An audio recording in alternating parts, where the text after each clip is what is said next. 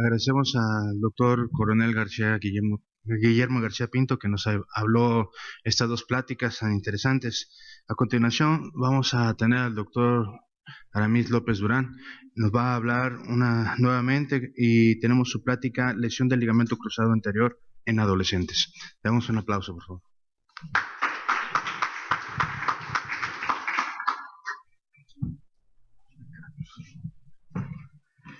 Hola, ¿qué tal? Muy buenos días. Pues vamos a continuar con el programa y vamos a ver un tema muy importante dentro de la ortopedia pediátrica, que es las lesiones del ligamento cruzado en el adolescente.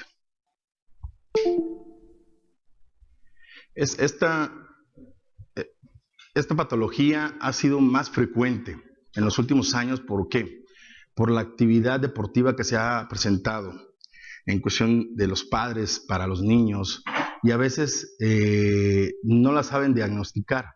¿Y qué es lo que pasa? Que repercute en el futuro del niño que está en cuestión de entrenamiento, cualquier deporte. En Estados Unidos, bueno, hay una página de internet que se llama Stop Sport Injuries, donde mencionan ahí cuáles son las estrategias, las medidas preventivas para poder realizar, creo que se está pasando en automático el manejo adecuado, y tanto la preparación física como el tratamiento óptimo. Si vamos a ver un poquito en cuestión de hablar del ligamento cruzado, vamos a ver que este ligamento se empieza a formar a partir de la 4ª semana del mesénquima, y a partir de la 6ª semana ya se empieza a formar lo que es la rodilla. Entonces, no seas malo, quítale lo automático, por favor, porque se está pasando muy rápido, entonces, para yo poderla pasar bien. Entonces, a partir de la 6ª semana que ya tenemos la rodilla, se empieza ya a formar lo que es el ligamento cruzado. Y este ligamento cruzado, que en muchos de los libros grandes de ortopedia mencionan que es intraarticular, extrasinovial, y dentro de sus características anatómicas es que mide entre 22 milímetros a 41 milímetros, y que la anchura va de 7 a 12 milímetros. Es muy importante recordar. ¿Por qué? Porque podemos tener lesiones en niños en donde no podemos hacer una reconstrucción arriba de 8 milímetros.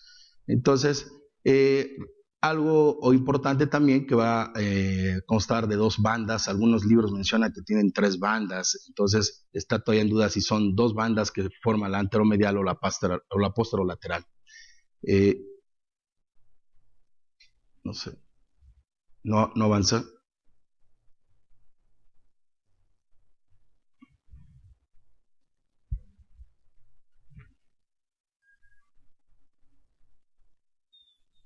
Ok, muy bien. Y para abarcar, y ahora sí, la anatomía pediátrica en cuestión de la rodilla, vamos a tener algo importante en contra de los ortopedistas pediatras. Bueno, que tenemos una fisis de crecimiento, que tenemos una inserción de lo que es el ligamento cruzado anterior a 2.6 milímetros, más o menos 0.1 milímetros, y las fuerzas de tracción, por lo regular, se mencionaba antes que no había lesiones a nivel de la rodilla en los niños, el ligamento cruzado anterior. ¿Por qué? Porque la fuerza de tracción era más intensa, y lo que provocaba eran abulsiones. Entonces, lo que provocaba no era una lesión pura de lo que son las fibras anteromediales, que es la más frecuente, sino provocaban fracturas en esa lesión, tanto en la nivel proximal, en su inserción proximal, como en su inserción distal. Y otra dificultad que tenemos para hacer una reconstrucción del ligamento cruzado anterior en niños es que el tamaño del hueso es menor, entonces los tipos de implantes deben de ser, pues, de acuerdo al tamaño. Ok. Y vamos a ver la distancia que tenemos de la fisis hasta lo que es la inserción para hacer una reconstrucción realmente anatómica. Entonces, ¿esto qué nos conlleva? Bueno, de que antes pues no había ruptura, decían que nunca había una lesión. ¿Por qué? Porque pensaban que tenían signos, los criterios de Beighton, de que tenía hiperlaxitud ligamentaria, y entonces veían de que tenían pues una laxitud más o menos adecuada, pero el niño se quejaba, tenía dolor, tenía inestabilidad, y que era lo que decían, que, pues, que no había ruptura del ligamento cruzado, que no era cierto de que tuviera una lesión un paciente pediátrico. ¿Y qué era lo que pasó? Bueno, como fue avanzando, se hicieron revisiones, se hicieron estudios en donde ya a partir de 1994, en donde ya se empezó a determinar que ya existe ya una lesión puramente de ligamento cruzado. Y por lo regular, esta lesión va a estar asociada a las fisis abiertas, y donde vamos a encontrar el 10 a 65% de hemartrosis junto con las actividades deportivas. Se ha relacionado más con el sexo masculino. ¿Por qué? Porque son los que más están haciendo actividad deportiva, pero ya lo que se está viendo ahorita que ya es a la par, ya las niñas están empezando a jugar, ya las están haciendo que jueguen fútbol americano, rugby, fútbol, soccer. Entonces ya las lesiones ya van a ser a la par en cuestión tanto del sexo masculino como del sexo femenino. ¿Esto qué nos lleva? Bueno, de que realmente vamos a tener muy pocas avulsiones, que son raras. Hasta eso solamente hay un artículo publicado, que es en el 2004, sobre una avulsión, en donde el doctor Kenji menciona, hizo una reducción abierta, donde hizo un cerclaje con un alambre de Kirchner en esta zona, y que le fue muy bien. Después se lo retiró y el paciente recuperó. Es el único artículo donde mencionan una avulsión a nivel proximal del fémur. Rupturas parciales en 10 al 20%, y va a haber muchas rupturas intersticiales, que son las más frecuentes que se presentan, porque la característica que tiene del colágeno en los niños es que cicatrizan muy rápido. Pero hay que saber qué función tiene el ligamento cruzado anterior. Bueno, dentro de las funciones principales, pues es limita la hiperextensión de la rodilla, contribuye a la estabilidad, nos da la limitación de la rotación anteromedial de la tibia, un mecanismo de torsión para que guíe la tibia, y por lo regular es el sistema de frenado que tienen casi todos los jugadores. Se han visto las lesiones que se han presentado en la televisión. Bueno, casi todas presentan un movimiento de rotación externa del fémur y rotación interna con un valgo presente. Entonces, hablando de esto, vamos a ver por qué en el paciente pediátrico ha sido muy frecuente este tipo de lesión.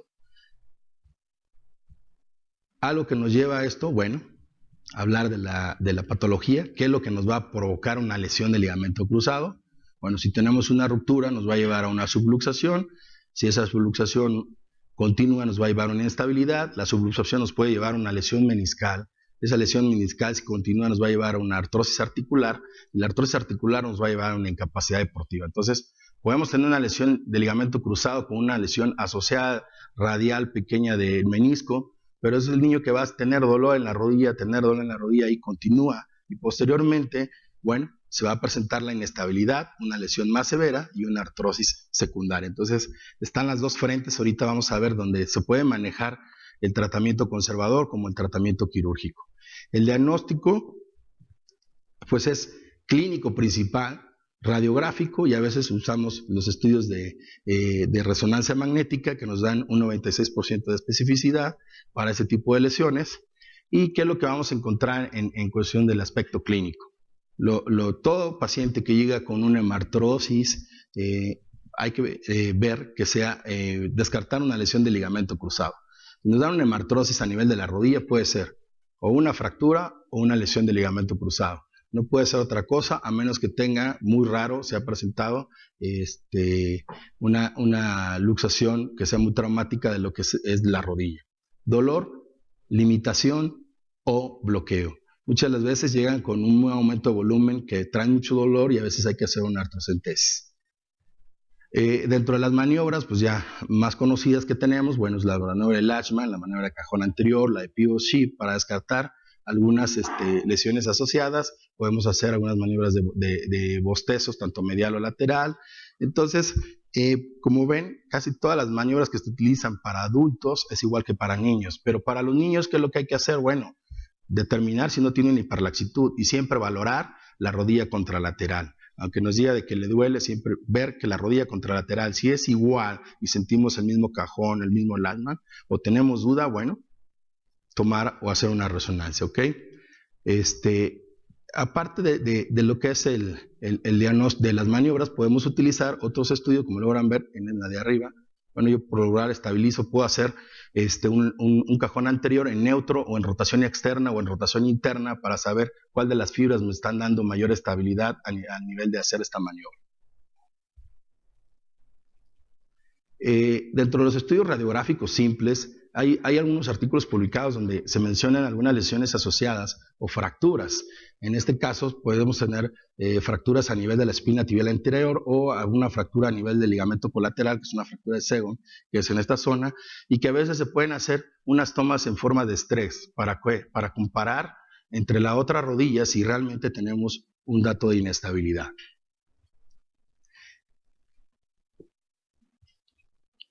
Veamos las fracturas, las radiografías en estrés, que es el doctor Kenji otra vez, lo publicó en el 2004, que podemos hacer un cajón y tomar para saber si realmente tenemos. Si no contamos, bueno, en algún centro hospitalario que no tenga resonancia magnética, podemos hacer esta maniobra para poder determinar si tiene o no un deslizamiento anterior arriba de 2 milímetros.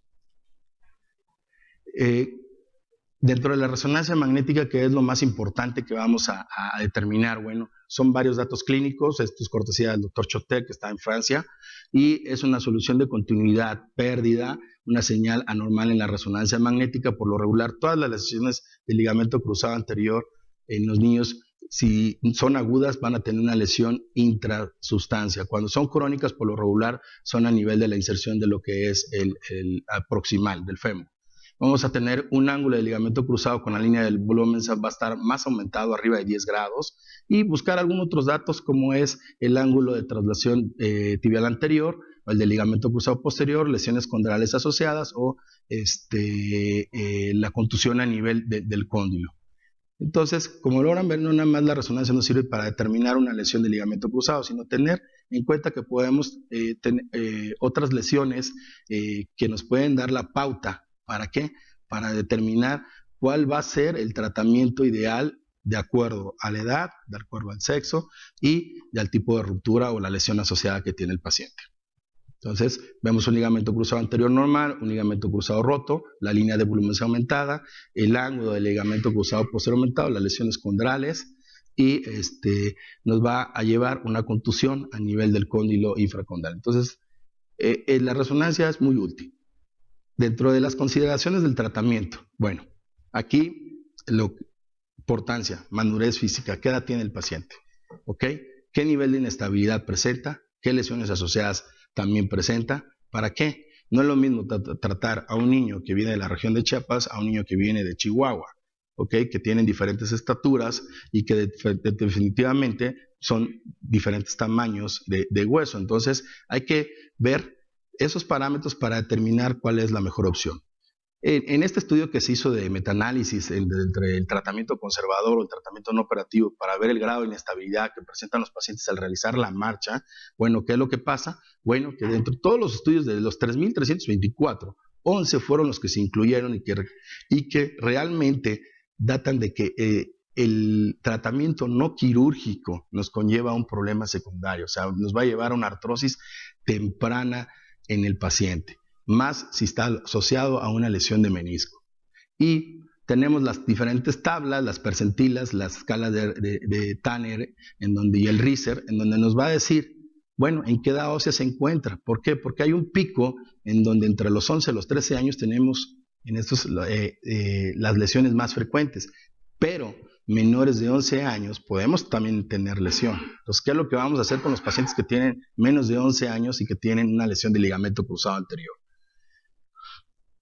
Ahí podemos hacer dos cosas, o uno, que es lo que utilizan la mayoría, y que desde 1998 Caro y posteriormente Stanansky decían, bueno, vamos a manejarlos conservadoramente. ¿Qué es lo que se hace? Bueno, se hace una especie de rehabilitación con inmovilización por 4 a 6 semanas y se le indica al paciente después la carga y de ahí se vuelve a valorar la estabilidad y con eso se recupera el paciente. Pero en aquellos pacientes en donde el 2012 publicó tienen rupturas parciales del 69%, pues esos pacientes pues no requirieron cirugía. Pero ¿qué es lo que pasa?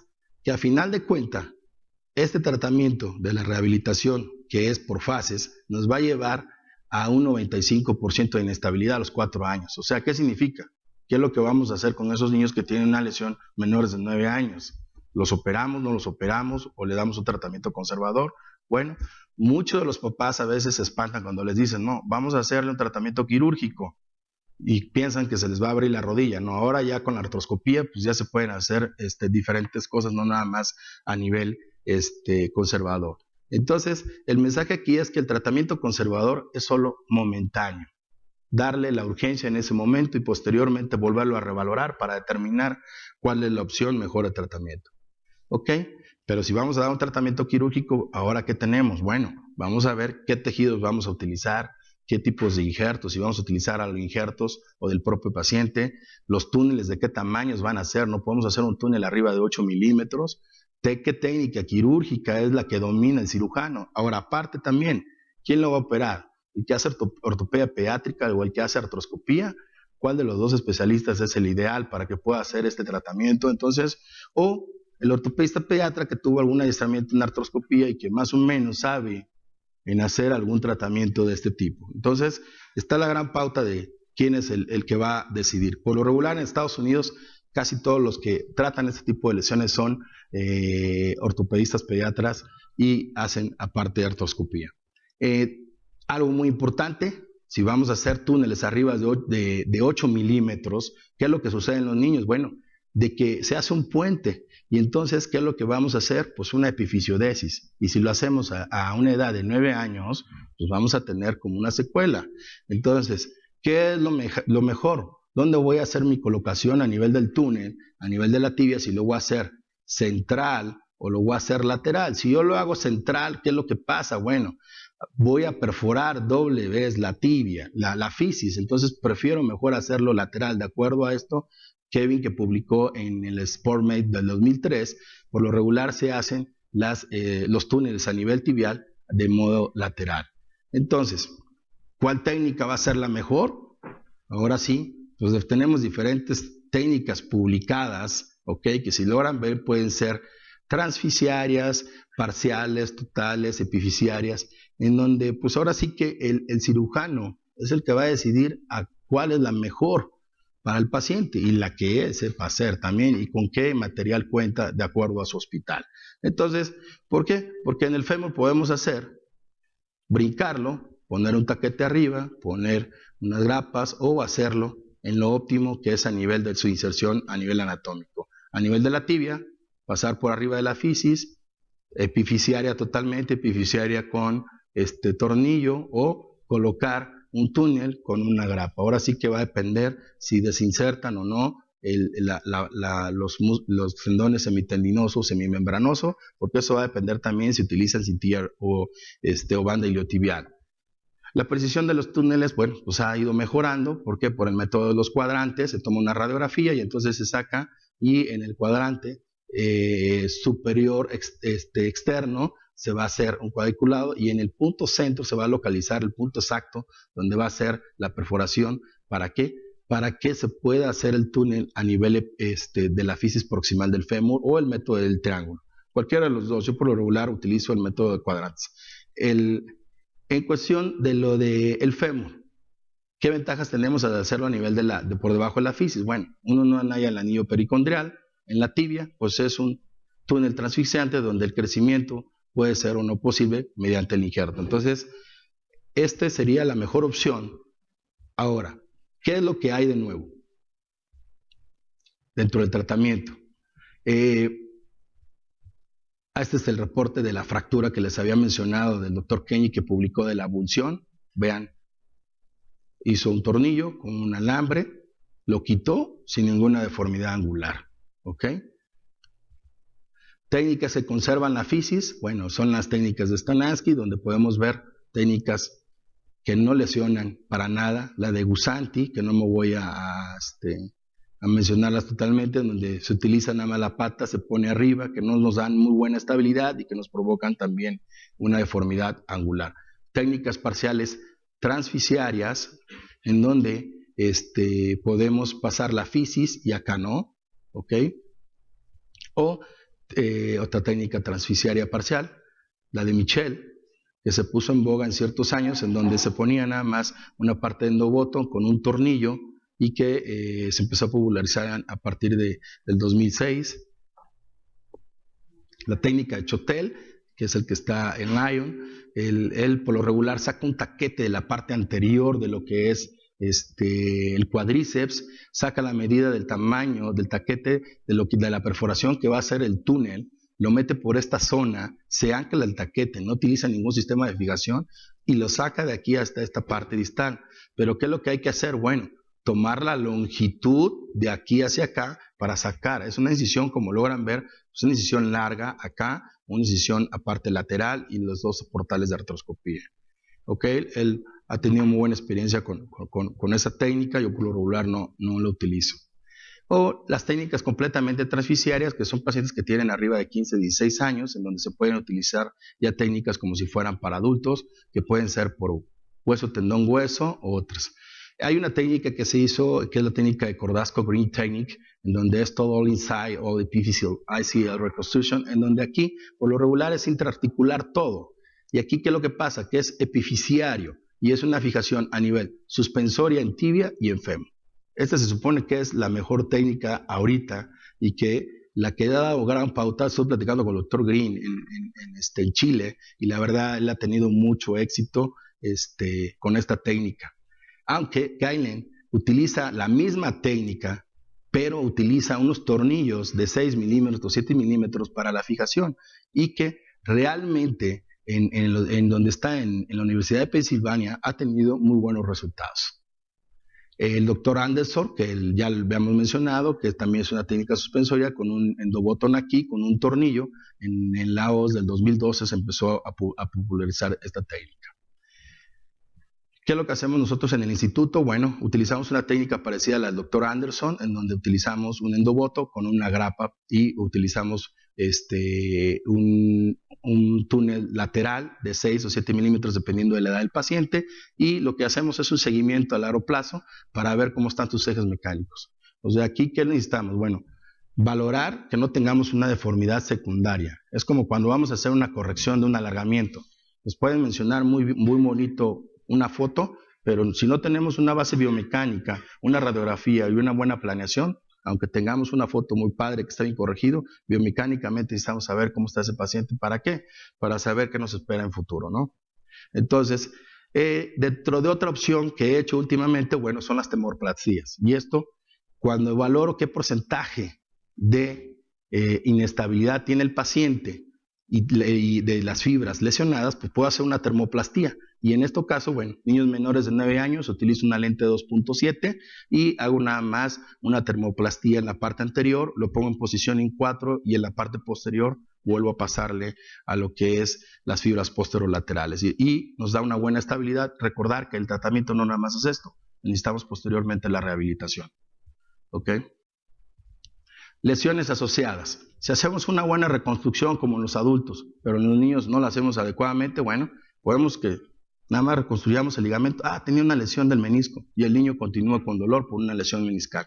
Nunca descartar que casi el 80% de las lesiones de ligamento cruzados van lesiones meniscales o lesiones condrales junto con lesiones colaterales. ¿Okay?